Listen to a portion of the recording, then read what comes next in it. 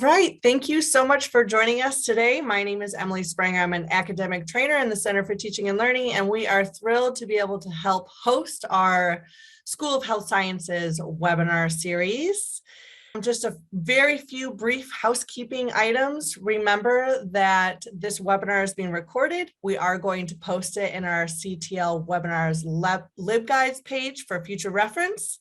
If you would like to, you are more than welcome to utilize the scrolling subtitles. All you'll need to do is hover over the bottom of your Zoom and hit show subtitle if you would like to view that. The chat is available for you to be having conversation, asking questions. We have some great student moderators in here who will be able to help facilitate some of those questions in there. And then, of course, please don't hesitate to ask your questions. We're looking forward to having an engaging conversation with our very special guest speaker this evening. Without further ado, I am going to pass this on over to Deborah to introduce our guest speaker. Thank you so much, Emily. Hello, everyone. Thank you so very much for joining us for this session. Today's session is the role of spirituality and our human connection with the Vice President of Mission and Integration and Spiritual Care of Adventist Healthcare, Ann Roda. Before I introduce Ann, in the effort to continue to promote these sessions, we also want to introduce for you the title of next month's session, which is the role of neuroscientific research on religion with John Ball. Now for the introduction. Ann Roda began her career as a registered nurse working in high-risk obstetrics. After experiencing an undeniable spiritual calling, she left nursing for a Master's of Divinity at the Adventist Theological Seminary and spent 15 years in congregational pastoral ministry in Marietta, Georgia, and Fulton, Maryland. In 2016, another spiritual experience led her back into the healthcare ministry, serving as Vice President for Mission Integration and Spiritual Care with Adventist Healthcare in Washington, D.C.'s region. This position is the perfect intersection of both her pastoral ministry and her healthcare experiences. Ann and her husband, a licensed professional counselor, enjoy hiking, traveling, and visiting any place that serves chocolate pastries. It is my pleasure to introduce not only a colleague, but a confidant and someone I consider to be a very dear friend, Ann Roda. Welcome, Ann. Oh, Deborah, thank you so much for that introduction. Really appreciate it. And so we need to go out and get a chocolate pastry one of these days, okay? There you go. Good afternoon, everybody. It is just so wonderful to be able to be here with you and to share not only my journey, but to share some lessons learned that has been discovered in my journey. I'm going to be sharing my screen in just a moment. There you go. And kind of organize what's in front of me right now. There you go. So in our time together, we're going to, I'd like to share a little bit about my journey. And that was described a little bit in the bio. Some lessons learned from my journey and where I am right now, in which I am working in an arena with 99% of my work is collaboration. I am a department of one in an organization of 6,000 people. And you wonder, okay, how do I do my work when I am a department of one? Well, the key word here is collaboration. And I just like to share with you a little bit of how that works. And then lastly, open ourselves to, or open the line to some question and answers and for any dialogue and any questions that you may have. So what I'd like to do right now is I'd like to go ahead and stop sharing so that, we can talk as I tell you my story. So I had always been very interested in museums. And one of the things I liked about museums is that, you come into a museum, you come into an exhibit, and you've got little bits and pieces of information about something, whether it's about an animal, about something in the natural world, or even like the inaugural dresses of all the first ladies. So you come into a museum, little bits and pieces, but as you go through an exhibit, as you listen and learn and watch and read, all of a sudden the pieces start coming together. And so when you finish an exhibit, you really have a sense of a whole picture of whatever was being presented. So when I then was ready to go to college, I wanted to be a museum curator. Now, I don't know if any of you ever know the world of museum curators, but at any given time around the world, there's only 2 positions open for a museum curator. And so when my parents found out that, it's a very small window in curating world, they said, no, you are not going to go into museum curator. You're going to be a nurse, because with a nurse, you can get a job anywhere. And so kicking and screaming, I went into nursing because it was practical. And of course, you know how parents always do. They kind of dangle that carrot says, well, listen, when you finish your nursing, you can always go back to be a museum curator. Well, as I was in nursing, I began to realize that I really liked it. As a matter of fact, I really loved it. And here's why.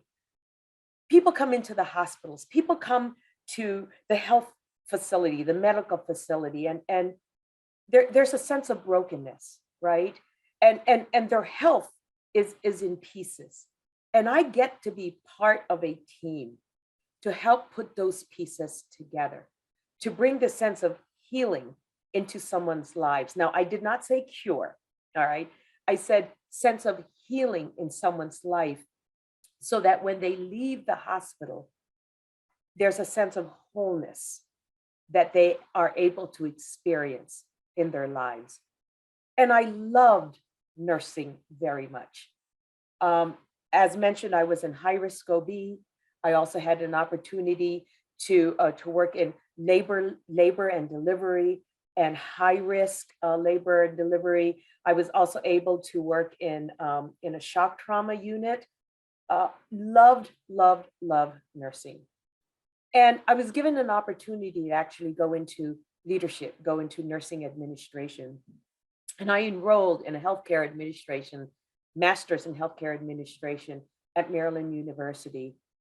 I am 6 units away from completing my master's in healthcare administration as I was standing in line for my very last semester. I know this may sound very, very strange to some of you, but I heard a voice that says, get out of line, you are not to be here. And I remember looking around to see if there was anybody who was speaking to me, because, you're a college student, you're standing in line all day and people are yelling, no, you're not in the right line. I thought that's what that voice was about. And it just kept coming, and I kept looking like, what is going on? No, I want to let you know that I am a person of faith and have always been a person of faith, and have always read the Bible stories about God speaking to people, but it had never happened to me. But it did that day. And it was almost this pressure that was on me. And I stepped out of line and the pressure was gone. I stepped back in line and the pressure was there. Stepped out of line, the pressure was gone. I went home. I said, something is going on. And I could always register later, so it's okay. I went home and processed what was happening to me. I got home, the phone rang, and it was my pastor. And it was my pastor saying to me, I have been thinking about this for a long time, and I want to share with you a dream that I have. I believe that you are at the intersection of a career change. And I believe God is calling you to a higher calling. I mean, I was just like blown away. And I just told him what had happened to me at that registration line. To make a long story short, I left my job in nursing. By that time, I was in administration. I left my job in nursing and went full-time, absolutely full-time, to get my Master's of Divinity at the Adventist Theological Seminary. My last semester, I was given a call. I was given a position down in Marietta, Georgia, where I pastored for 5 years. And then after that, moved up here to Maryland and pastored at a local church here for another 10 years.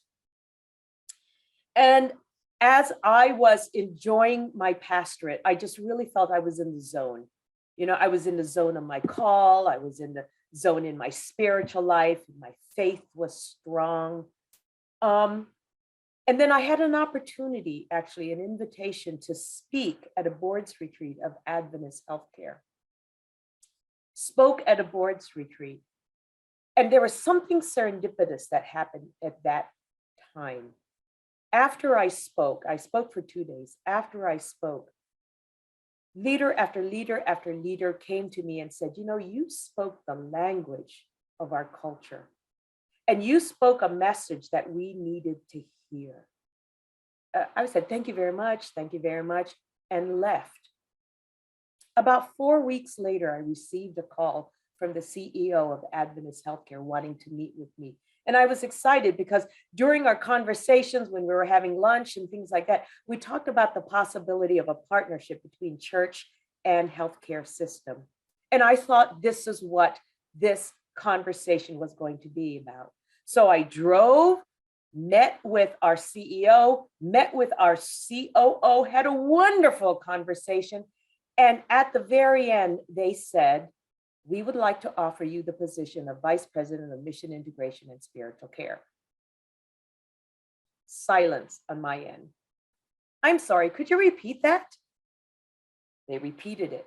And I said, I'm sorry, what is this about? And they repeated again to the third time, we would like to offer you the position. And this time they were speaking much more slower and much more clear. I could not understand really what was happening. And so I mumbled something of, well, I'm going to have to think about it, because this was not in my viewfinder whatsoever. I loved being a pastor and I wanted to retire as a pastor. I went home, told my husband, and we're like, what is this? What's going on? A week later, the COO called me and said, have you made your decision? I said, I'm still processing this. He said, well, let me tell you how much you're going to make. I said, I don't want to know how much I'm going to make. I don't want to know any of the benefits, because this has to be a call. Because I am leaving something that I absolutely love to something that is really unknown. So this has to be a call. And they said, okay, we'll call you in a couple of weeks. 6 weeks later, 6 weeks later, I finally said yes. It was one of the most terrifying experiences of my life. But that same urge, that same heaviness that I felt in line 15 years prior was what I felt until I said yes. And as Deborah had indicated in the bio, I have now realized that where I sit in mission integration and spiritual care is a perfect intersection of my nursing background and my pastoral ministry background. I feel like I'm in a sweet spot right now. And in my mind, I'm going to retire from this position. But I've said that before in the past. And look what has happened. And so I'm kind of leaving myself open for the next 10 years. What is going to happen? I don't know. But being a person of faith, being a person with a spiritual life that is integrated in all of my life, I trust in a higher power. I trust in God to lead and guide me in the next journey of my life. But I'd like to share with you some lessons learned that I've had in my journey. And hopefully that it could help you. It could give you some ideas. It could give you a different perspective in your respective journeys. So I'm going to share my screen again and go back to my slides and begin with some lessons learned here. Okay. All right. So here is the first lesson that I learned from my journey. Sometimes your calling finds you. You know, a lot of times we think, oh, I got to find my calling. I got to find my calling. And we're so focused on that. But let me tell you, sometimes your calling finds you. I want to share with you this fable that I think helps bring a little bit of understanding into what this means. So it goes like this. There are 3 bricklayers that are asked the question, and the bricklayers are laying bricks when this question is asked. They are asked, what are you doing? And the first bricklayer says, I'm laying bricks. The second bricklayer responds and says, I'm building an orphanage. The third bricklayer responds and says, I am building a home where orphan children can have a safe place to sleep, live, and grow. Now, out of these 3 different bricklayers, the first one has a job. I'm laying bricks. The second one has a career. I'm building an orphanage. But the third one has a calling. I am building a home where orphan children can grow and live safely. Now, these 3 bricklayers, they're all doing the same activity. They all have the same job, but each one of them has a different perception of it. So what is a calling?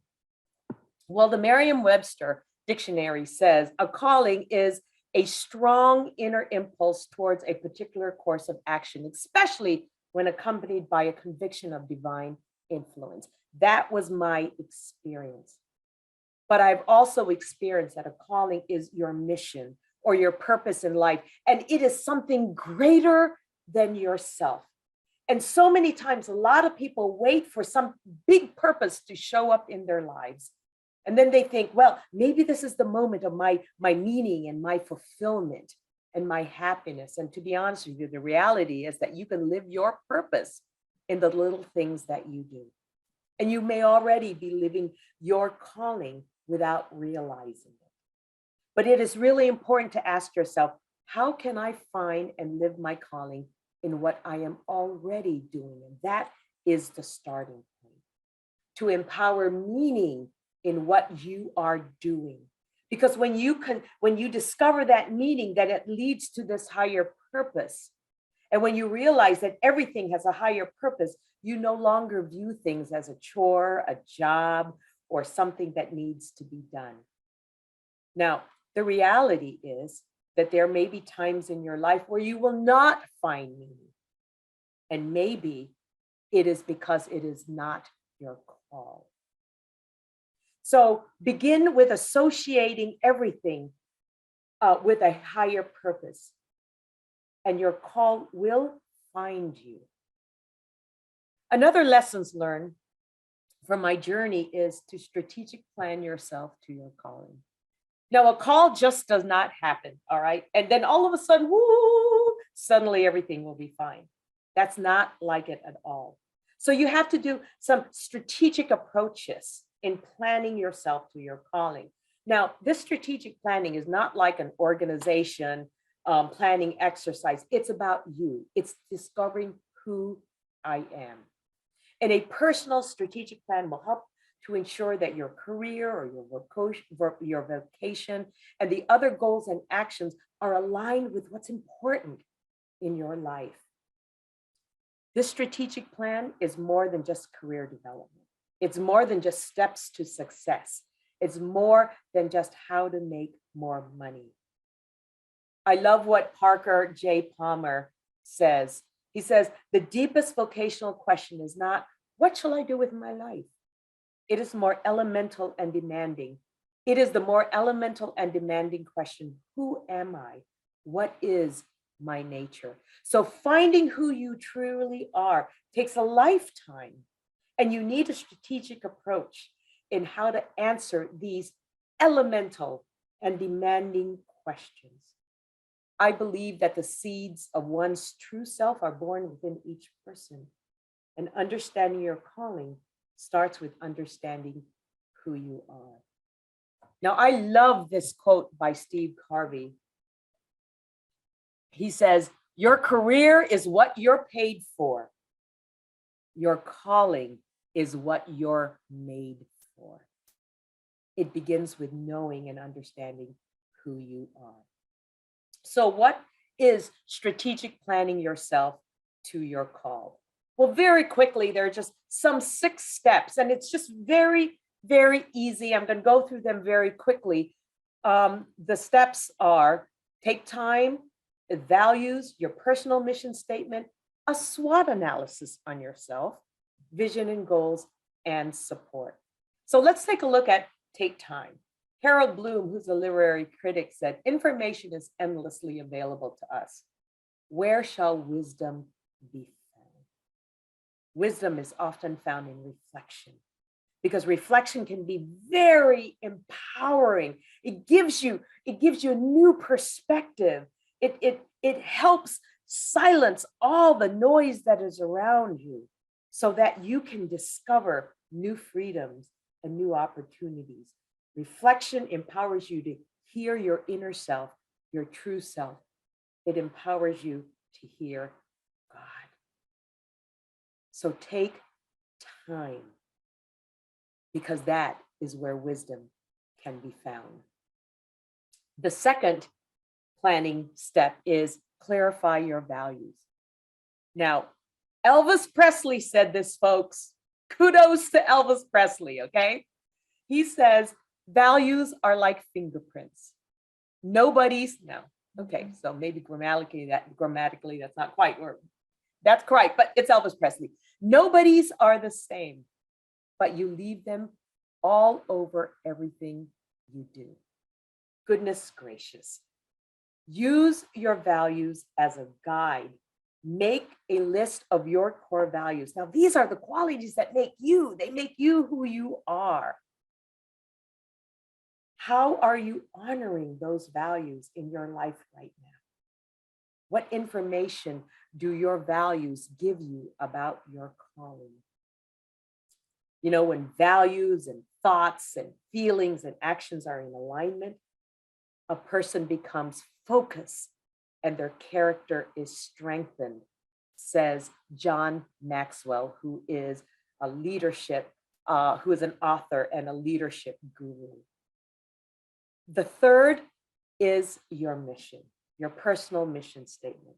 Stephen Covey, who wrote the 7 Habits of Highly Effective People, said this: your mission statement becomes your constitution, the solid expression of your vision and values. It becomes a criterion by which you measure everything else in your life.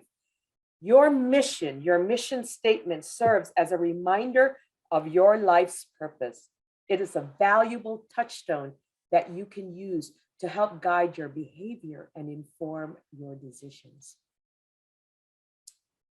Then there's the SWOT analysis. Now, we do SWOT analysis all the time organizationally, but have you ever thought about doing a SWOT analysis on yourself? You have to look at yourself objectively. You have to be absolutely frank about yourself. Face your handicaps. Don't try to hide them. Instead, develop something else.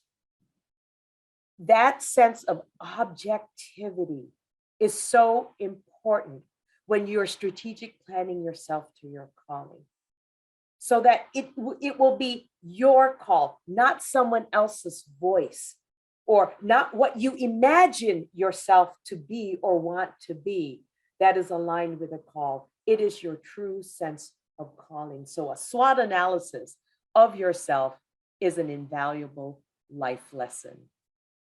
And then there's vision and goals. A vision is not just a picture of what could be, it is an appeal to our better selves, a call to become something more. So having a vision, having your own personal vision should help in setting direction, establishing priorities, and clarifying your goals. And a little bit later, I'd like to share with you my personal vision and mission statement. And lastly, having support. Michael Schur is a television producer and writer, and he was a writer in The Office, you know, that very popular television show. And he was also a producer on Parks and Recreation. So he said this: you cannot achieve anything entirely by yourself. There is a support system that is I love this, basic requirement of human existence. You just have to have people that you can rely on. And in my life, without a support system, I don't know how I would have had the strength to move from one career path to the other. Now, here's another lesson learned that came out of my experience. Sometimes you are not called to a position. You are called to being.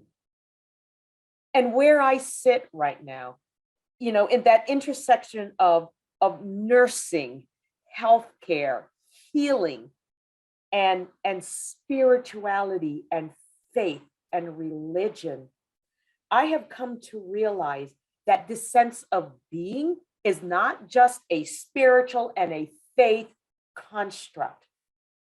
When we live and function from a sense of call, and remember, it's a higher purpose, it's a higher meaning. It is also about being. It's about knowing who we are. It's about being integrated with not only our call, but what we do.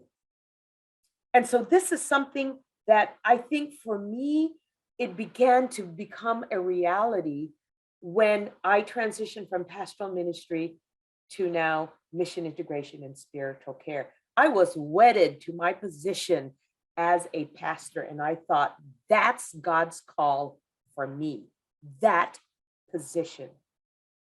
But that didn't turn out to be the case. So sometimes you are not called to a position, you are called to be. I'd like to share with you the vision statement that I actually did about 15 years ago. And it's based on a passage in the Christian New Testament in the book of John, in which Jesus was telling his followers and casting for them the vision for what it means to be a follower of God and a follower of Jesus Christ. He said to them, I chose you and appointed you to go and bear fruit that will last. And when I saw that passage in scripture, that is the undergirding foundation for what it means to be called. I believe that I have been called by God. I have been chosen, appointed by God. But that call is just not for my own sake and not for my own glory, but it's to do something, and to do something that is impactful, fruit that will last. So 15 years ago, both my husband and I came up with the vision for us individually and for us as a family of be, then do. And when you think about this, this transcends all vocations, all occupations. That, wait a minute, to be a nurse, you got to be a nurse first before you can do nursing, right? Because nursing is girded by compassion and by caring. Teaching is the same thing. right? You have to have that inner passion and caring to be able to teach. So be first, then do. Now, our mission statement is based on this passage in John 15 that really talks about being connected to God. And so when we are connected to God, then we are able to do. So you see then that construct of be, then do again. And you will see this repeated in the mission statement that I have for myself and for our family. Number one, to remain connected to the vine, and God is represented here as the vine. Number two, to be obedient to God's purposes. Number three, to be faithful to my spouse and to my family. Four, to be authentic in my relationships. And five, to be mindful of the world around me. And this journey in my call, this journey in understanding my vision that is based on my call and that which flows the mission of my life now is really the undergirding of where I sit with mission integration and spiritual care. I know that to do the job that I have been called to do, I have to be connected to a higher purpose, a higher being. I have to be connected to the divine. And so I was asked to bring a theological construct to Adventist healthcare. And what I find so interesting about this is that oftentimes we have a very difficult time to integrate a theology into a business construct, right? Because people just don't think that way. And that was the biggest challenge that I had coming to Adventist Healthcare.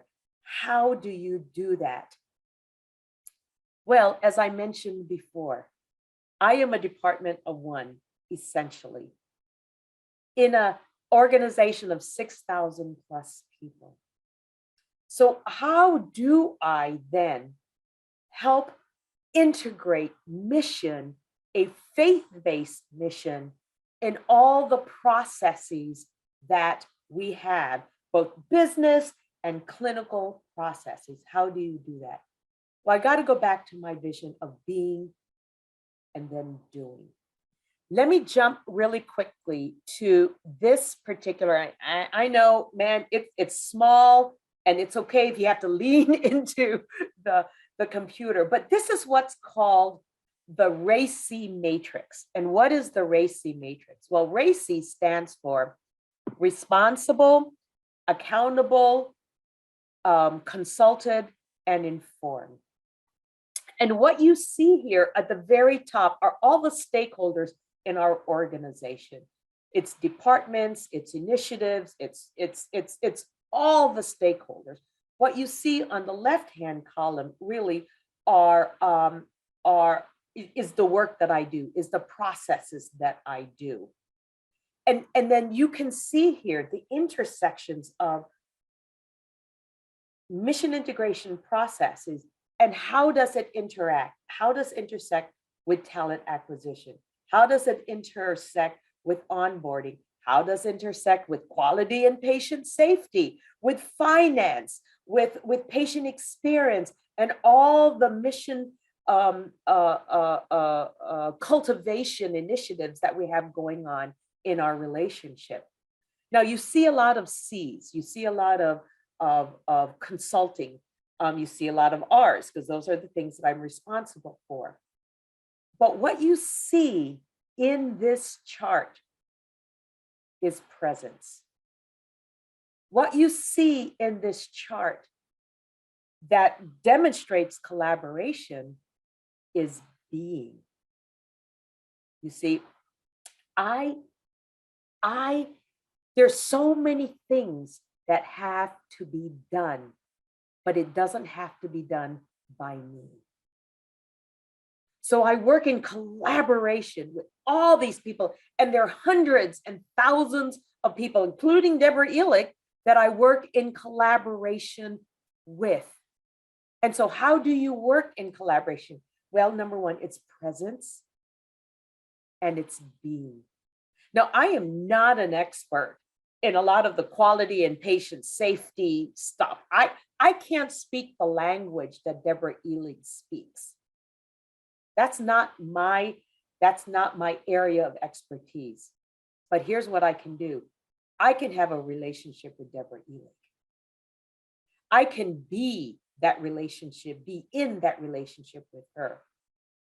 I don't know the language of recruitment and talent acquisition, but I can be in a relationship with the team. And my being then creates this collaboration that is really, really powerful. And you will find the integration of mission and the language of mission in pretty much every single one of these processes and stakeholder processes. And it's not anything that I did, but it's who I was in relationship with them. And we work together and we meld our different experiences, our different expertise, and create a mutual language that we can both understand that moves us towards a shared objective. Be, then do. Understand your calling, because your calling leads to your being, and your being leads to your doing.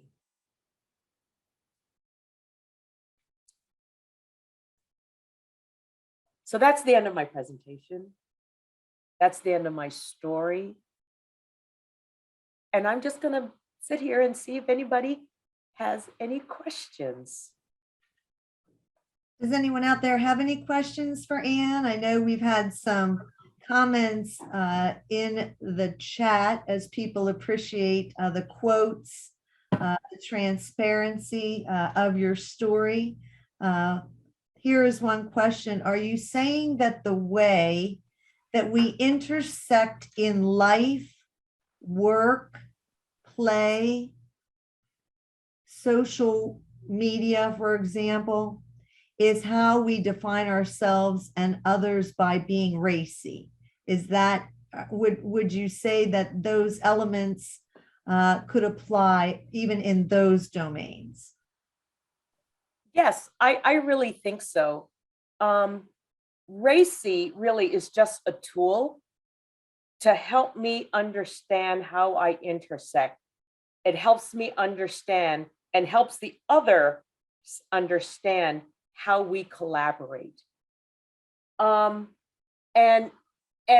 yes, you know, the sense of calling, everything that you listed, play and work and home, and you know, I mean, let's think of racy in the context of that relationship. So how is your relationship? How do you define your relationship with your neighbors? How do you define your relationships with your immediate family? How do you define your relationships with your extended family? How do you define your relationship with the people that you don't like? You know, and so it really kind of helps organize. For me, it helps me organize my call. Very good.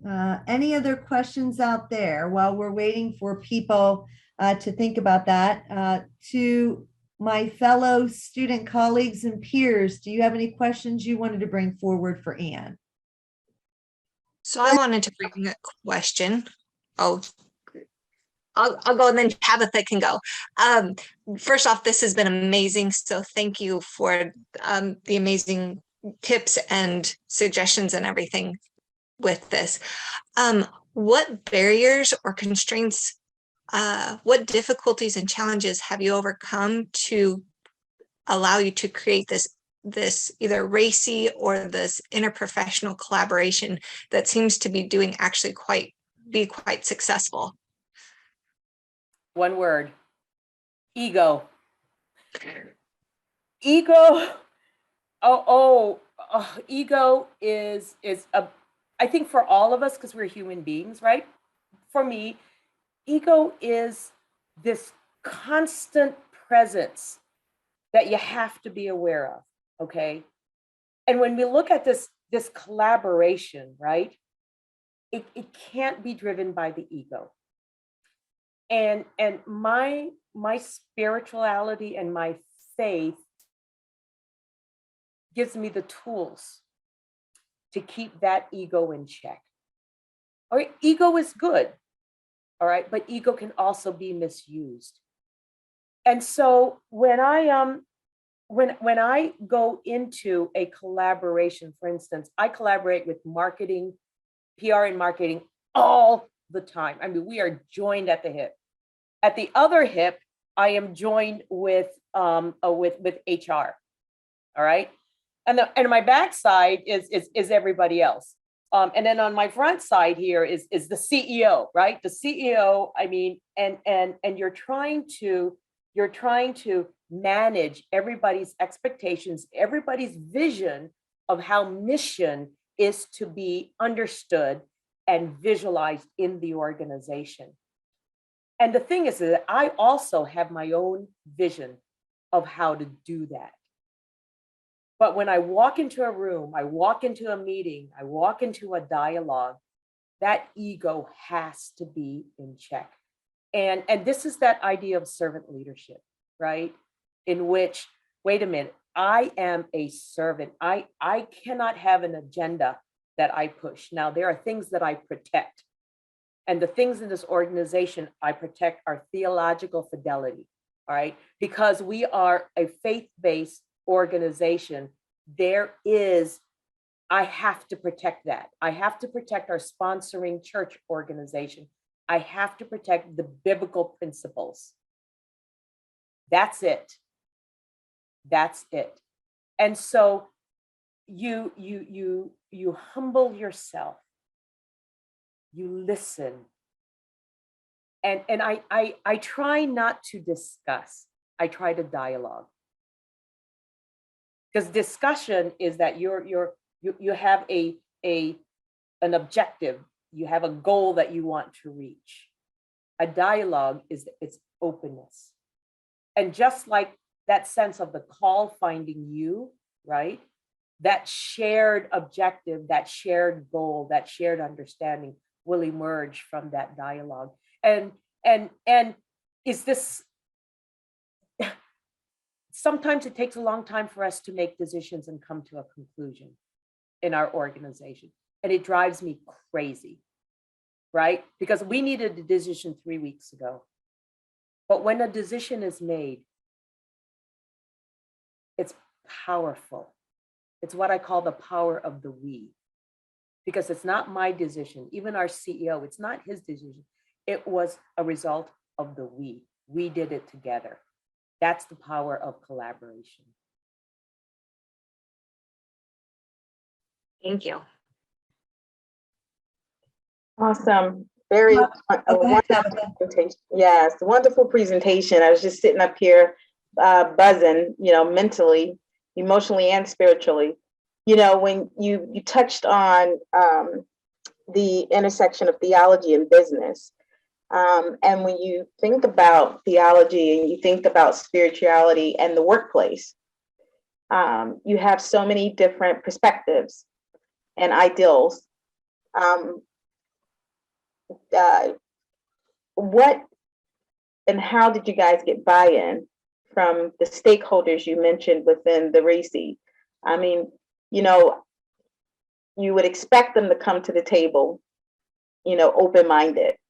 But that intersection between theology and business decisions, how does that intersect on an interprofessional level? A lot of people think that, okay, you've got theology here, you got psychology here, you got business here, you've got all these silos. To be honest with you, when you look at this from afar, you step back, there are intersecting principles that are the same, right? ethics, morality, you know, I mean, goal setting. There's goal setting. There's strategic planning. Those principles are found in theology, right? And so one of the things that's really important is, and this is something that I have learned to do, is to take a, like racy, right? This racy document. I mean, it's a business construct, but to take it, then filter it through a theology, then come back out the other end in explaining this in a way that my audience or, you know, my coworkers can understand. So I don't go into a meeting with theological jargon. I go into a meeting, and it also helps that I have a healthcare background, but I go into the meeting speaking common principles, those threads that are common. And theology is life, whether we realize it or not. And when you look at even, you know, I come from a Christian construct. Theological Christian principles actually are common in most, if not all, faith traditions. You know, I mean, the golden rule is found in all faith traditions, right? The sense of morality, it's found in all faith traditions. So when you kind of step up and look at principles, you're going to find a lot more commonality than you realize. Thank you, Tabitha. There is a question in the chat, and you may ultimately want to take this offline, and if so, we can arrange for that. What if we need you to speak at our organization or a local church? Are you available to do that? If so, how could we or would we contact you? And I know you had your contact information up earlier, and we can certainly circulate that again. Okay. I am absolutely willing and able to do so. I just love to share and to dialogue with people and to learn from people. So absolutely, yes. And you can certainly share my information. And a matter of fact, you can, if you would like to share, I can send you some cleaner slides without the notes. And if you would like to send that out, I'm absolutely fine with that. Maybe could you put your contact, share your screen and put your contact information Sure. slide up again so that then we could Sure.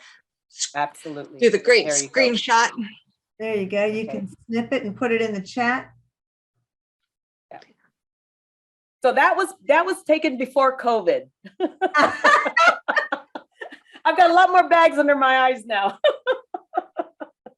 So while we're grabbing those details, I was wondering if you could talk with the group just a little bit about your perspective on the new professionals, you know, regardless of the credentials after their name or their particular discipline, as they come into the healthcare industry, knowing what they've been up against as novices.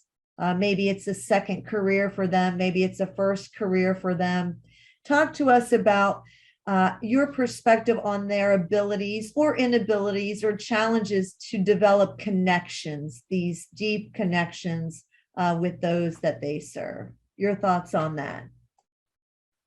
Wow, that really is very interesting, and that's really actually an evolving, you know, an evolving reality here.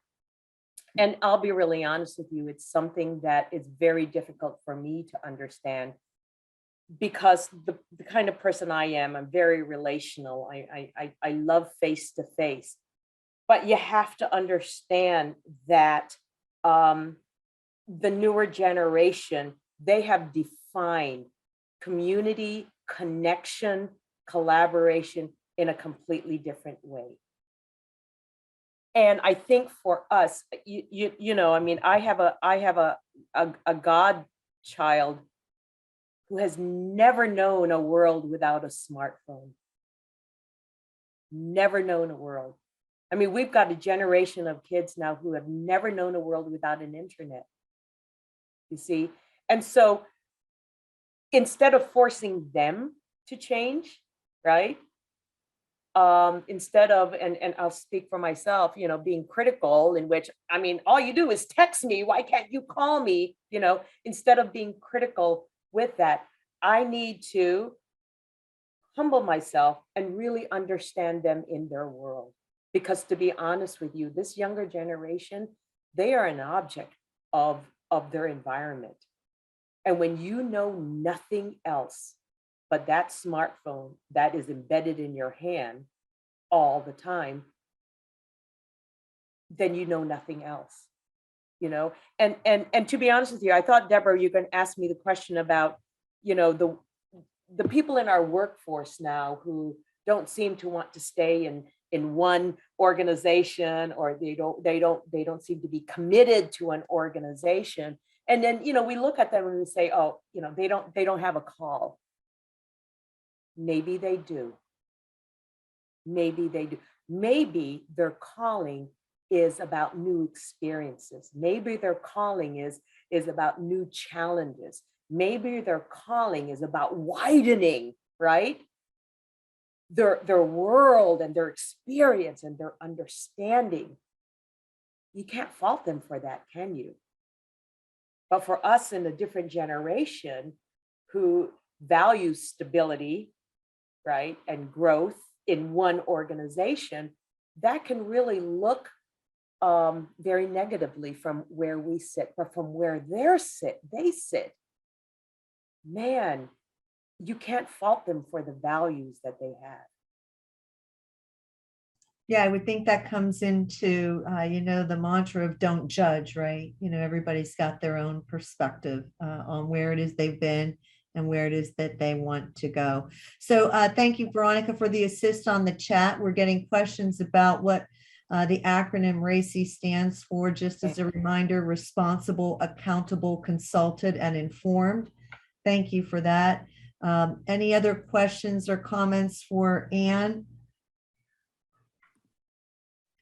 Deborah, I'd like to jump in, and I'm just really struck with the courage, Anne, that you had to respond to that unexpected message from God, and to kind of step out of that line. And if we have a few minutes here at the end, could you share with us about maybe where that courage comes from to maybe shift gears from something that you thought was all set and to really step out of your comfort zone?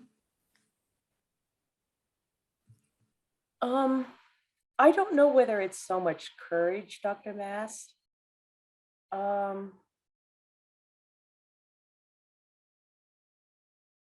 think for me, because faith and spirituality is such a strong part of who I am,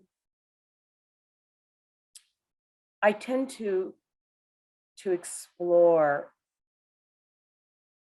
things that seem supernatural, right? So hearing that voice is kind of like a supernatural thing, or, seeing miracles, or, seeing something that just, with my eyes and not believing it. I mean, all these things actually have been part of my learning as I have been raised in a faith tradition and have the theology for. And so I think it's more of a curiosity. And sometimes curiosity and courage kind of go hand in hand, and this idea of, what was that? What was that? Let me feel that again. Let me just feel that one more time. All right, I'm going to step out of line and now let my curiosity lead. Now, let me tell you where it took courage, leaving my job as a director of operations at Kaiser Permanente Medical Facility to go to a seminary, right? Now that took courage. Kind of what took courage also for me, because of the unknown, was leaving my job in pastoral ministry. And I was in the zone there. I mean, I was in a sweet spot to to an organization that I didn't know whether would be a fit for me. But yet, sometimes it's courage, sometimes it's curiosity. It took courage to give my resignation, but it was curiosity that kind of kept it going. So go hand in hand. Thank you. Mm-hmm. And there is a comment in the chat from Helen Jenkins that says, great presentation, really appreciate your words of wisdom and evidence of strength. Please tell Chaplain Vlad that Helen says hello and that she is still riding her bike. So you can let Chaplain Vlad know that. I'm sure he'll know who Helen Jenkins is, but clearly we've got some extended family out here in the audience this evening. Awesome. That is wonderful. It just shows you, again, how small the world really is. Yeah. We have a few minutes left. I do have just one more question, unless anyone else has one. Just one quick question I have. Yeah, go ahead, Tabitha. Yeah. Right. So I'm into this calling thing. How would you say, or what are your thoughts on your calling contributing to the effectiveness of you in your current position now? Does it make it easier?